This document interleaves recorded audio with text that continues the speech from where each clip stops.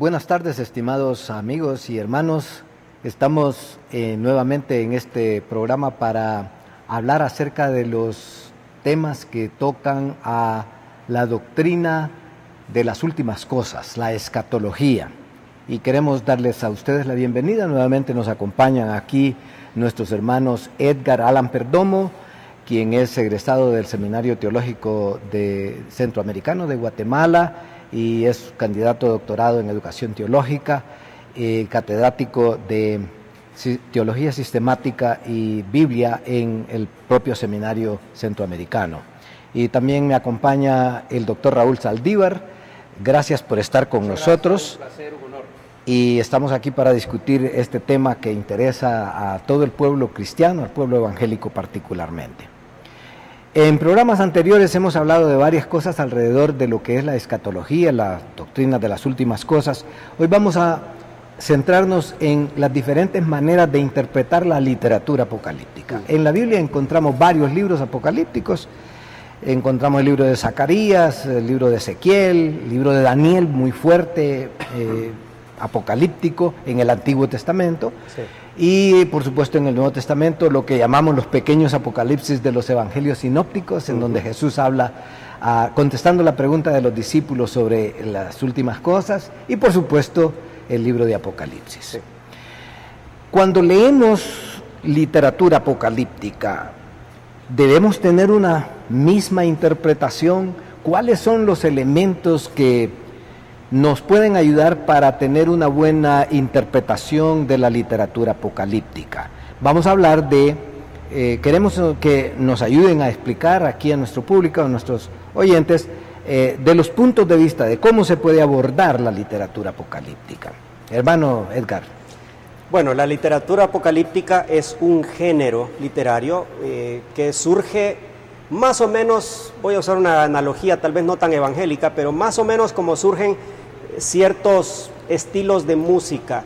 El hip hop, por ejemplo, o el rap ha surgido en comunidades, en las ciudades, sobre todo en las grandes ciudades de países desarrollados como Estados Unidos y otros lugares, en respuesta a cierta presión, a veces racial, a veces económica y social, y entonces la manera de responder ante esas presiones ha sido pues la música así tocada con mucho bajo, con mucho ritmo y mucho baile. Más o menos eso es lo que surgió en la época intertestamentaria, principalmente entre los judíos. La apocalíptica es un género que usa bastantes símbolos y que responde a una filosofía de la historia. En la literatura apocalíptica, por ejemplo, los imperios son bestias, como en el libro de Daniel. Los grandes generales enemigos son un cuerno pequeño, como aparece también en el libro de Daniel. Se utilizan claves que los pueblos receptores originales de la literatura entendían. O sea, el uso de símbolos no es un uso técnico, o sea, no es que una misma bestia representa en todos los libros apocalípticos la misma cosa. De hecho, depende de la manera en la que se escribió el libro, a quién se dirigió y en qué contexto estaban los escritores cuando escribieron eso. Entonces, por ejemplo, en el libro de Apocalipsis aparece varias veces, se le da el título a Jesús en una ocasión ahí en el capítulo 2, el soberano de los reyes de la tierra, por ejemplo, se le llama a Jesús, que era un título que ostentaba el César, que ostentaba el emperador romano. Y en esa época, a finales del siglo I, en medio de la persecución por parte del emperador Domiciano, se estaba exigiendo a los cristianos adorar al emperador. Entonces, el Apocalipsis de Juan presenta una filosofía de la historia distinta. El soberano de los reyes de la tierra es Jesús, no es el César. Es en clave, los perseguidos están presentando su propia visión de la historia. Por supuesto, los grandes imperios, respetadísimos por todos o temidos, son presentados como bestias, por ejemplo, como bestias estrafalarias, como bestias espantosas, por mucho que uno quiera empezar a descubrir qué significan los 10 cuernos y qué significa las colas y toda la cosa que aparece ahí. En realidad, cuando uno lee las descripciones, son descripciones horribles, de una combinación de animales alados con animales terrestres. Pero entonces esa filosofía y esos símbolos responden a la gente que está recibiendo la literatura apocalíptica. Y tiene que ver con, por decir así, historias o cuentos, lo que algunos escritores llaman mitos, que la gente conoce y utiliza para explicar cosas en la cultura y el contexto en que se escribe la literatura. Se usan elementos mitológicos, por ejemplo, cosas que la gente sabe. El dragón. Sí, correcto. Nadie conoce un dragón. Claro, lo que pasa es que a veces ahí es donde nos equivocamos, porque cuando la Biblia habla de dragones, entonces por ahí sale alguien que dice, los dragones existen. Uh-huh. ¿Por qué? Porque la Biblia los menciona. Sí, los menciona. Pero sí, no es esa la intención. Entonces, por eso es que estamos hablando de maneras de interpretar. Correcto. Bien, entonces, ¿cómo podíamos enumerar estas formas y explicar las diferentes maneras de interpretar la literatura apocalíptica? Primero quiero decir algo. Primero, la literatura apocalíptica, sí, surge en el periodo intertestamentario, eso ya lo dijimos, pero surge en momentos de crisis. Sí, por ejemplo, lo que hace Antíoco Epífanes, cuando pone la abominación en el templo año 175.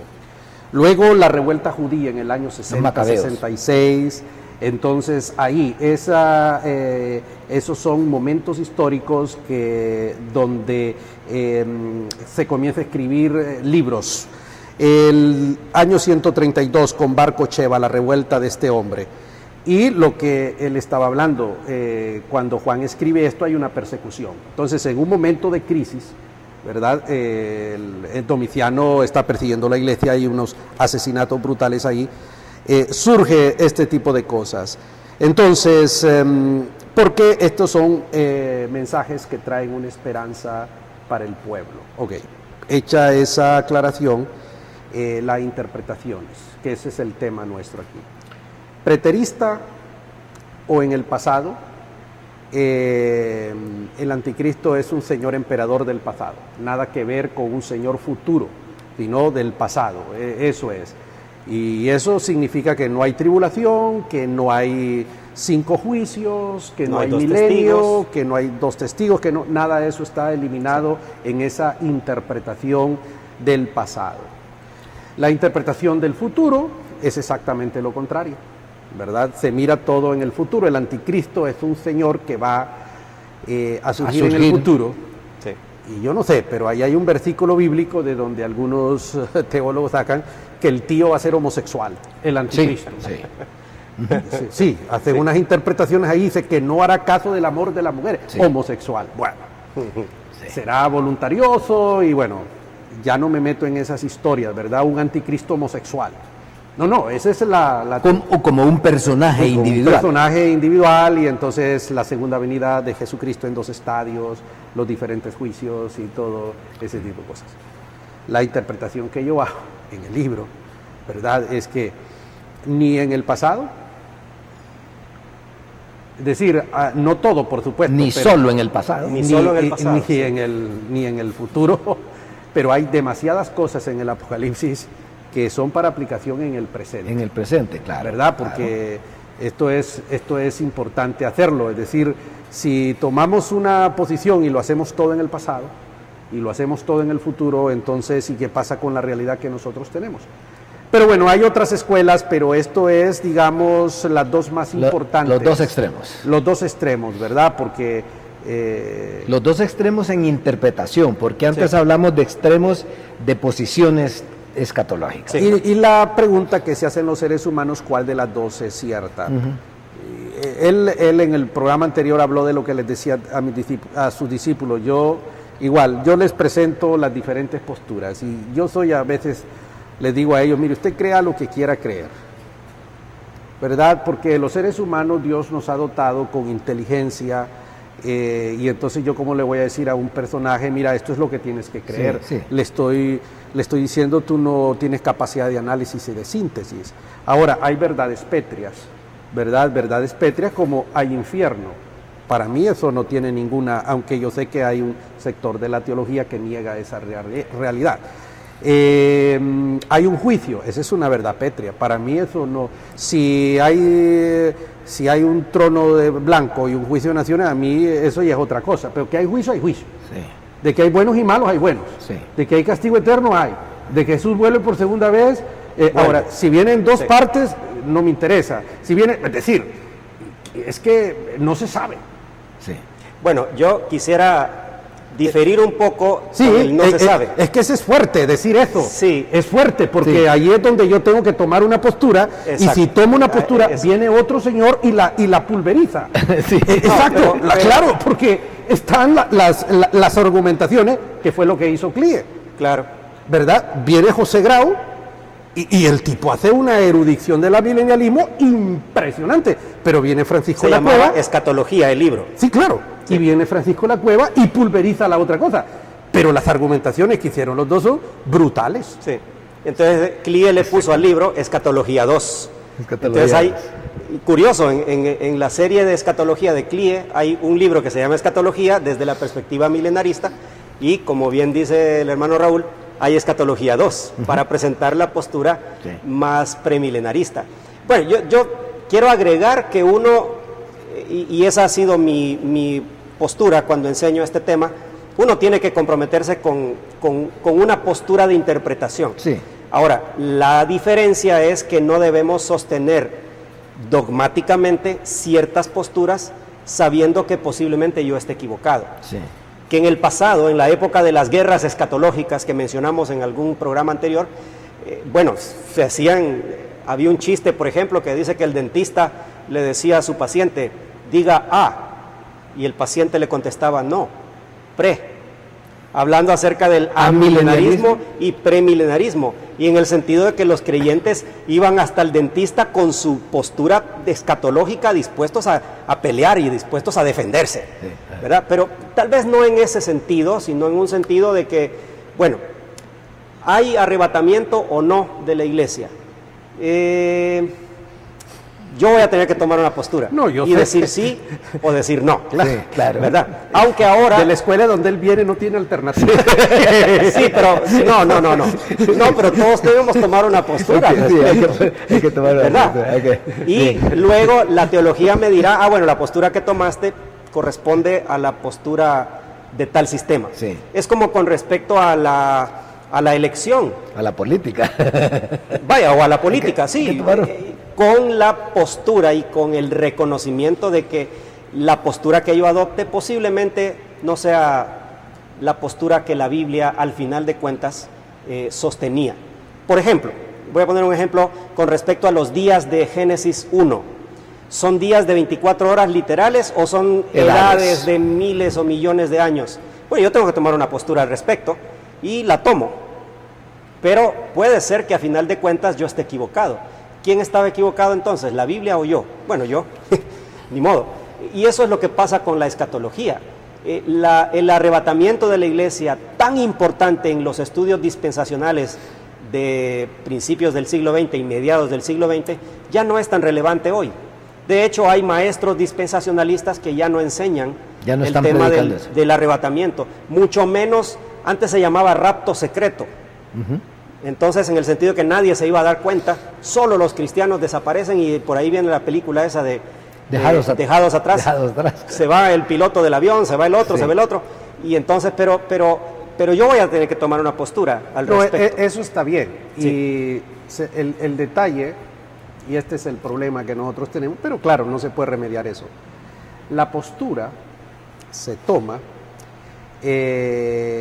después de que una persona ha hecho el estudio correspondiente. Sí, Exacto. claro.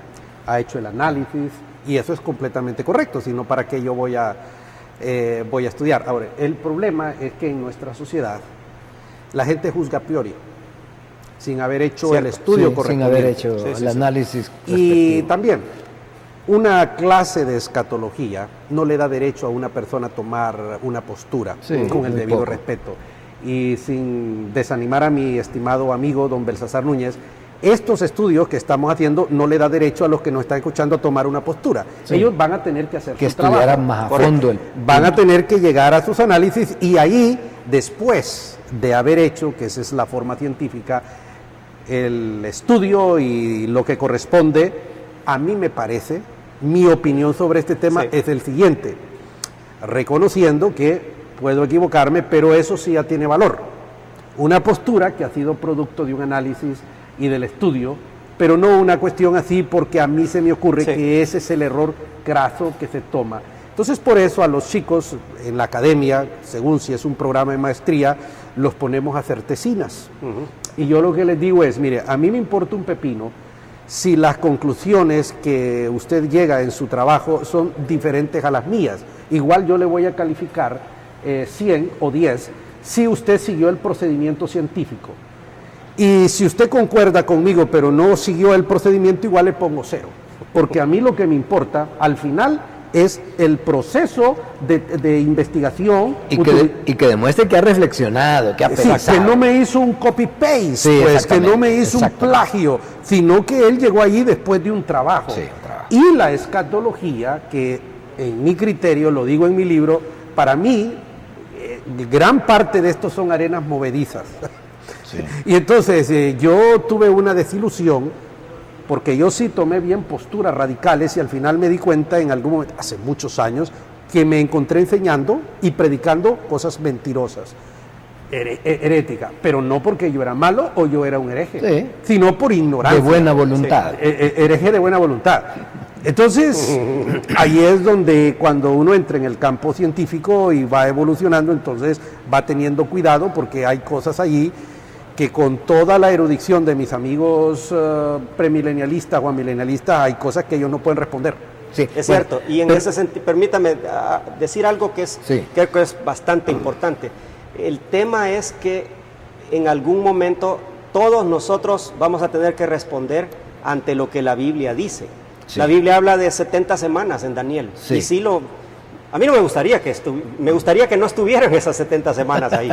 Me haría más fácil mi trabajo, no tengo por qué quemarme el cerebro pensando qué significan esa última semana, que es la que nos da problemas. Yo voy a tener que tomar una postura al respecto. O se cumplió ya, o era simbólico, o se va a cumplir todavía en el futuro, pero alguna postura voy a adoptar. Tal vez lo que debo hacer es reconocer, en primer lugar, que el problema es mío, porque la Biblia ya no se escribió directamente para mí. Los lectores originales, ¿qué entendieron? Y a veces es fácil de saber eso, y a veces no es fácil. Y sobre todo en la literatura apocalíptica es más difícil. Y número 2, que la postura que yo adopte, debo tener la suficiente flexibilidad y humildad para decir, Señor, esta es mi postura, pero me puedo equivocar. Volviendo ahí entonces, hablamos del preterismo, que es que la literatura apocalíptica, hablemos de Apocalipsis, romano, son cuestiones históricas que ya se cumplieron. Es decir, que la iglesia, los mensajes a las 7 iglesias fueron mensajes en un momento dado y que lo que sigue de allí fueron acontecimientos que están expresados simbólicamente, pero algunos arguirían, bueno, pero allí dice que hay que ponerle atención y guardar las palabras de esta profecía. Y habla también de que te voy a enseñar las cosas que han de suceder después de estas. Y de repente nos enredamos porque también dice estas cosas tienen que suceder pronto. Apocalipsis, ¿verdad? Entonces tenemos la otra posición, ¿verdad? La preterista es que estas cosas ya sucedieron. Es impresionante cómo los defensores de este punto de vista argumentan y documentan cómo, por ejemplo, escritores como Flavio Josefo expresan o detallan, describen cómo fue, por ejemplo, la destrucción de Jerusalén y que allí es donde en símbolo se ve que una estrella que cae del cielo y que el hambre que vino a la ciudad, que son los caballos, y la muerte que vino a la ciudad, que es la interpretación, y que todo lo demás es el emperador romano y el imperio romano y todo eso es preterismo, y lo demás es la interpretación que la el significado de todo esto se va hacia el futuro, que va a suceder hacia el futuro. Pero hay otro punto de vista. ¿Cuál sería? Uno lo llaman historicista, que los diferentes segmentos del libro de Apocalipsis o de la literatura apocalíptica representan segmentos o periodos cada una de históricos. Las cartas de los lugares a que fue enviado representa una era de la historia de la iglesia. Ese es otro punto de vista. La Odisea representa la iglesia del siglo XXI. Es correcto. Antes se decía del siglo XX, que una representa la iglesia medieval, que otra la iglesia perseguida. Esa es otra. Y dentro del futurismo también tenemos, o dentro de la interpretación futurista, que es premilenialista, ¿verdad? Dispensacionalista, tenemos ya otra parte que usted la mencionó anteriormente en otro programa, que es una revisión de esto. Pero a mí me gustaría, esto yo sé que estamos hablando de los sistemas, pero podemos adelantarnos un poquito. El kit de toda esta cosa, donde todos estamos de acuerdo, es que el actual sistema de cosas va a ser cambiado y quitado. Para mí eso es pétreo. Tanto que viene un mundo nuevo. Exactamente. ¿Verdad? Eso es clave, eso es fundamental. Correcto. Previo a eso hay un juicio. Bueno, ya está. Entonces, y eso es futuro. Y tanto los preteristas como los futuristas, todos hablamos de ese nuevo orden de cosas que todos lo esperamos. Ahora, lo que yo he visto es que los teólogos se han enredado en el procedimiento para llegar a ese punto climático, ¿verdad? Si voy a usar la terminología Scofield, es el fin del cosmos satánico. Porque él habla del cosmos satánico y en Apocalipsis precisamente él define, dice, es la forma como Satanás ha organizado a la humanidad incrédula. Así comienza definiendo el cosmos satánico Scofield. Y el cosmos satánico, eso es el sistema que nosotros estamos esperando que sea destruido. Correcto. Y eso es un evento futuro. Y es pétreo. Y ahí no hay discusión. Exactamente, ahí no hay discusión. Ahí no hay discusión. Y nadie que sea cristiano puede decir lo contrario. Sí, correcto. Pero está el otro punto de vista, que es lo que se llama idealista o espiritualista, que nada de esto, ni pasado ni futuro, sino que el mensaje de Apocalipsis, para tomar como ejemplo el libro de Apocalipsis, lo que tiene es un mensaje de consuelo a la iglesia perseguida, pero también de esperanza por ese mundo nuevo que es prometido, cielos nuevos y tierra nueva, y que tiene una serie de advertencias que están prefiguradas tanto en el Antiguo como en el Nuevo Testamento, aparte de la literatura apocalíptica. Por ejemplo, el tema de las bodas, por ejemplo, que es central, ¿verdad? Desde el Antiguo Testamento, Dios es el esposo, el pueblo de él es la esposa, y tantas parábolas, ¿verdad? Ahí hay una analogía con el tema de las bodas del Cordero, porque según las 70 semanas de Daniel son 7 años de las bodas del Cordero arriba y 7 años de tribulación abajo. Y la analogía, el dispensacionalismo. Y la analogía está con aquel pasaje: voy a preparar lugar para que donde yo esté vosotros también estéis, toda esta historia. Y entonces, porque las bodas judías tenían una duración de 7 días. Y entonces ahí va la analogía, figura, bodas del Cordero 7 años, bodas judías de esa época 7 días. Y entonces ahí es donde vienen los teólogos y sacan un montón de historias analógicas, etcétera. Pero también tiene un punto, varios, ¿verdad? Pero para mí un punto central de ese punto de vista es, yo lo he predicado de esta manera. El padre ha enviado a su hijo para buscar una novia y la prepara para que llegue un punto culminante en que se va a casar con ella. Y ahí viene también otro punto controversial también y la analogía está ahí porque en esa época todos sabemos de que estaba el compromiso, pero que el novio se iba por un año. Por un periodo. Iba a preparar un lugar. Ahí está la analogía, ¿verdad? Para que, y cuando él regresaba en la cultura judía, después de un año no se sabía el día y la hora, la hora no se sabía. La novia tenía que estar preparada. Y entonces ahí es donde están las analogías de la boda del Cordero con las bodas que se realizaban en la cultura judía de esa época. Ella sabía que regresaba en un año, pero no sabía la hora. Tenía que estar preparada porque en el momento que él llegaba comenzaba una fiesta de 7 días. Por eso se acabó el vino en las bodas de Caná, porque, hombre, no se acaba en 1 hora, como nosotros en 2 horas se acabó la historia. Pero después de 7 días, bueno, ¿qué pasó aquí? Se acabó el vino, pero no jugo de uva, vino fermentado. ¿verdad? Vino fermentado, hablemos las cosas como son, con fermento, con alcohol. Y entonces Jesús hizo el milagro porque eran 7 días, señores.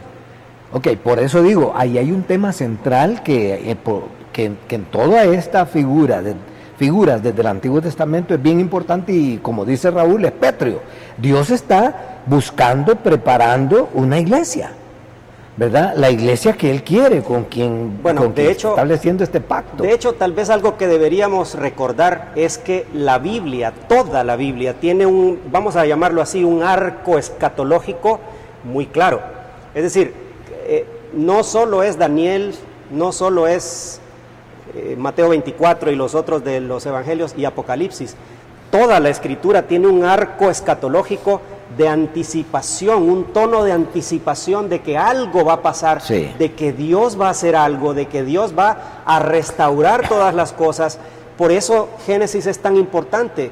Y los primeros capítulos sobre todo, el jardín de Edén que aparece en Génesis, aparece de nuevo en Apocalipsis, el árbol de la vida vuelve a aparecer en Apocalipsis. Y la serpiente también. La serpiente también, la serpiente aparece allá antigua, tentando y allá aparece derrotada. Entonces hay un arco escatológico a lo largo de toda la Biblia. Que a propósito, leyó a Scofield, ¿verdad? Sí. Es que Scofield desde el Génesis uno empieza el tío a hablar de escatología hasta que termina. Es una de las ventajas y de los beneficios de la teología sistemática de Scofield. Él le recuperó para el mundo evangélico la escatología. Pero hubo otro que lo hizo tal vez de manera más profunda teológicamente, que fue Jürgen Moltmann, que se atrevió él a establecer una teología con base en la esperanza. Y su libro se llama así, Teología de la Esperanza. Entonces él habla acerca él hace una diferencia entre profecía y promesa. Dice él, lo que encontramos en la Biblia no es profecía al estilo de una señora que le lee la mano o que le lee las hojas de té o una bola de cristal. No. Lo que tenemos en la Biblia, dice él, es una promesa de parte de Dios y él personalmente se compromete, su carácter está de por medio en el cumplimiento de esas promesas y ese arco lo vemos a lo largo de la Biblia, desde Génesis 12, cuando él le dice a Abraham, en ti serán benditas todas las familias de la tierra. Bien, los diferentes puntos de vista son estos, pero ¿tienen mucho de razón o poco de razón? Claro, Raúl ya ha dicho, tenemos que profundizar. O hallamos en cada una de estas maneras de interpretar la literatura apocalíptica algo que es rescatable para nuestra actualidad. Yo le voy a dar mi opinión. Sí. Yo creo que cada una de ellas tiene un valor. Sí, absolutamente. El preterista, por ejemplo, yo siempre me hacía la pregunta cuando yo estaba en mis clases de Apocalipsis, escuchando cómo iba a ser el anticristo y quién iba a ser aquí. A mí me dijeron que era una computadora el anticristo. Sí. Ese fue el primero que yo conocí. Sí, es cierto. Una computadora está en Bélgica. Sí. Y ahora es chatarra. Ya no se acabó el anticristo. Sí. Pero la pregunta es, ¿y qué valor tuvo esto para los lectores originales de Juan? Esa es una pregunta importante en hermenéutica, ¿verdad? Claro. La exégesis de eso. Claro. Que tuvo que haber tenido una importancia para el primer pueblo que lo recibió, ese escrito. Claro, pero por supuesto, el lenguaje que usa de la consumación de nuevos cielos y nueva tierra, el descenso de la Nueva Jerusalén, por ejemplo, nos lleva a nosotros a pensar, pero nunca descendió la Nueva Jerusalén a la tierra, nunca hubo cielos nuevos y tierra nueva, y entonces ahí es donde uno dice, tal vez esto no sea solamente preterista, ¿verdad? Sí. Y entonces en ese sentido uno tiene que tomar decisiones hermenéuticas, ¿verdad? Por eso mencionaba al principio que dice el mismo escritor, la palabra de esta profecía, de lo que Dios quiere decirte para tu uso en este momento, pero también en el desarrollo de la historia, que es la idea en los mensajes de las 7 iglesias. Desafortunadamente el tiempo se nos acabó. Entonces hemos hablado de los 4 y podrían ser 5 puntos de vista con la división entre lo del dispensacionalismo clásico y el dispensacionalismo progresivo. Hemos hablado del preterismo, que estos acontecimientos son históricos y que ya pasaron. El otro punto de vista es al contrario, que estos acontecimientos o profecías tienden a cumplirse en el futuro. Está el espiritualista o idealista, que solo tiene un mensaje de aliento en un momento de persecución y un mensaje casi como escondido: bienaventurados los que leen, los que guardan sus ropas, los que lavan sus ropas, en el libro de Apocalipsis, ¿verdad? Y por supuesto este historicista que algunos interpretaron que cada periodo de que se habla en el libro de Apocalipsis pertenece a un periodo de la historia de la iglesia. Desafortunadamente ese casi solo se aplica a los mensajes de las 7 iglesias, es difícil aplicarlo al resto. Bien, hemos terminado otro tema. Vamos a seguir adelante en otros elementos un poco más puntuales en nuestro próximo abordaje, y esperamos pues que estas discusiones le hayan servido a usted para desafiarlo a estudiar un poco más el tema de la escatología. Muchísimas gracias.